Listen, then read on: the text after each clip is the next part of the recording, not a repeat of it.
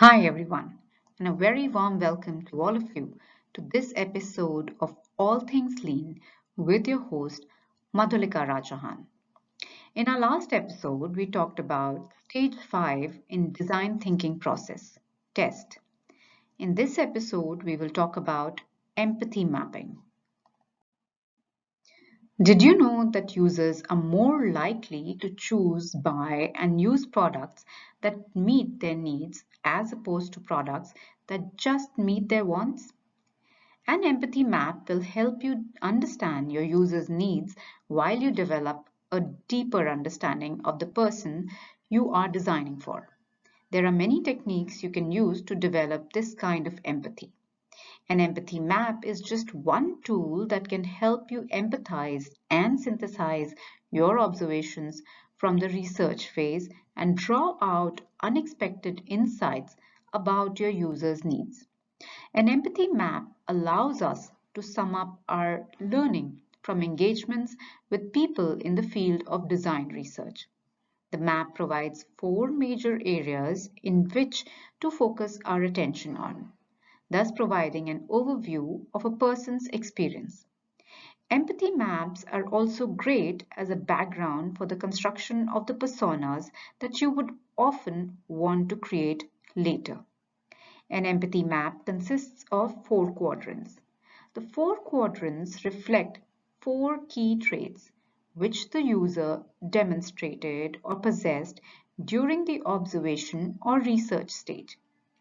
The four quadrants refer to what the user said, did, thought, and felt.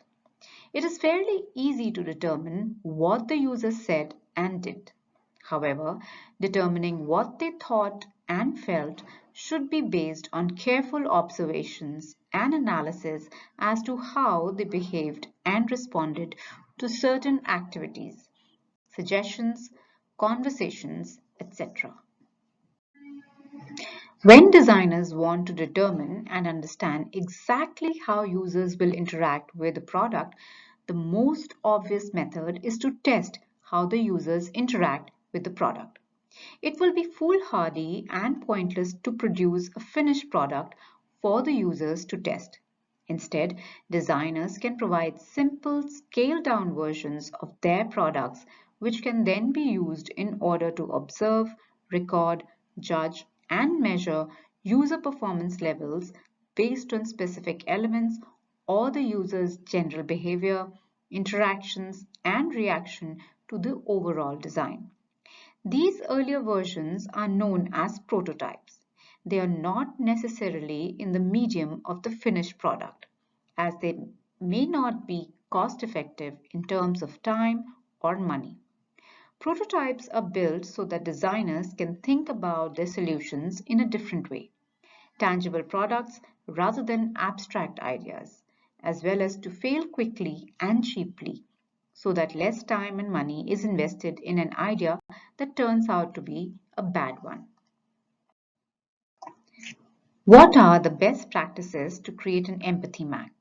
Step number one, fill out the empathy map. Lay the four quadrants on a table and draw them on a paper or a whiteboard. Review your notes, pictures, audio, and video from your research or fieldwork and fill out each of the four quadrants while defining and synthesizing. What did the user say? Write down significant quotes and keywords that the user said. What did the user do? Describe which actions and behaviors you noticed or insert pictures or drawings. What did the user think? Dig deeper. What do you think that your user might be thinking? What are their motivations, their goals, their needs, their desires? What does this tell you about their beliefs? How did the user feel? What emotions might you use a user might be feeling? Take into account the subtle cues like body language and the choice of words and tone of voice. Step 2. Synthesize needs. Synthesize the user's needs based on your empathy map. This will help you define your design challenge. Needs are verbs, that is, activities, and desires. Needs are not nouns, which will instead lead you to define solutions. Identify needs directly from the user traits you noted. Identify needs based on contradictions between two attributes, such as disconnection between what a user says and what the user does. Step 3. Synthesize insights. An insight is the realization that can help you solve your current design challenge. Look to synthesize significant insights, especially from contradictions between two user attributes. It can be found within one quadrant or in two different quadrants. You can also synthesize insights by asking yourself, why? When you notice strange, tense, or surprising behavior, write down your insights. So, what are the benefits of empathy maps? Empathy maps are useful in design thinking and product development. By delving into the user's thoughts, feelings, words, and actions, these maps offer a holistic view of the user's experience. Here are the key benefits of empathy mapping. First, being user-centered. The design process should address the user's needs and emotions. Empathy maps ensure a user-centric approach, which enhances the likelihood of creating products that truly connect with users. Number 2, deeper understanding. Empathy mapping goes beyond what the users explicitly state and unearth the hidden motivations, desires, and pain points. This deeper understanding helps in designing solutions that address the unspoken needs. Number 3, enhanced communication.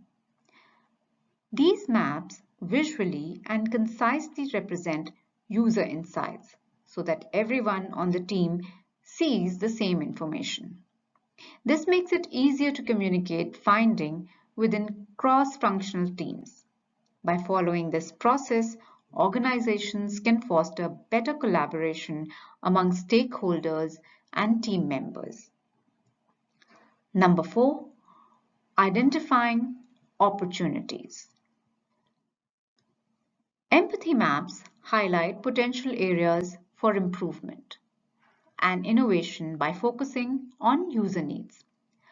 The resulting insights become the foundation for refining existing products or developing new user-focused solutions. While empathy maps are valuable tools, they do have a few drawbacks. Limited perspective. Empathy maps often require teams to interpret research data, which might not always accurately represent the user's thoughts and feelings. This can potentially lead to a skewed understanding of the user. Lack of context. They can often miss the larger context as they tend to focus on an individual user's interaction with the product or service. Much of a user's thoughts and behaviors can be based on environmental factors, which cannot be captured in an empathy map. Number 3, incomplete information. If the empathy map is relied upon as the only user research tool, there may be gaps in understanding the full user experience. It doesn't replace other user research methods like interviews, usability testing, or surveys. Number 4, static nature.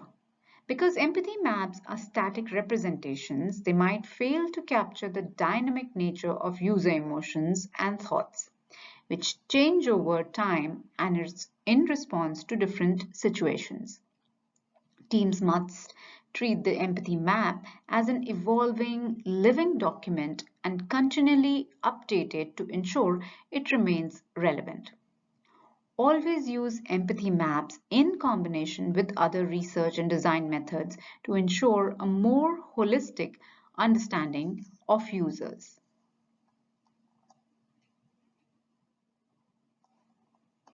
So let's figure out what is the difference between a journey map and an empathy map. While empathy maps focus on a specific moment or interaction, journey maps provide a broader view of the user experience. Empathy mapping focuses on the user's thoughts and emotions during a scenario. Journey maps outline the user's end-to-end experience, including various touchpoints and stages. Empathy maps offer depth, dissecting specific instances. Journey maps will provide you with breadth, capturing the entire user journey. Both tools complement each other and help design teams comprehensively understand the user experience. Let's look at the 5 tips for an empathy mapping session. Number 1, include diverse stakeholders. Gather perspectives from various team members and stakeholders. This will ensure the team gets a well-rounded understanding of the user. When the team builds the empathy map together, they are more likely to adopt the map in their work process. Number 2, use visual aid. Visual aids that are simple and easy for the audience to understand makes the subject more relatable and easy to understand. Number 3, iterate and refine. Empathy maps are not static. Regularly revisit and update them as new insights emerge.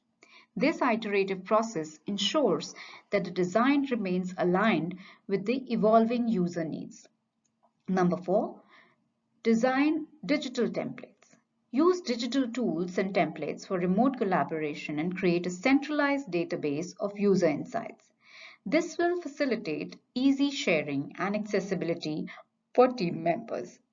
Number 5, link to personas. Connect empathy maps to the creation of user personas. The insights from these maps form the foundation for developing rich and realistic user personas. With this, we come to an end to this episode of All Things Lean. We will continue to talk about design thinking in more detail in our upcoming sessions. Don't forget to like and subscribe and comment in the comment section on what you'd like to hear more. Until next time, this is your host, Madhulika Rajmohan, signing off. Have a wonderful day ahead.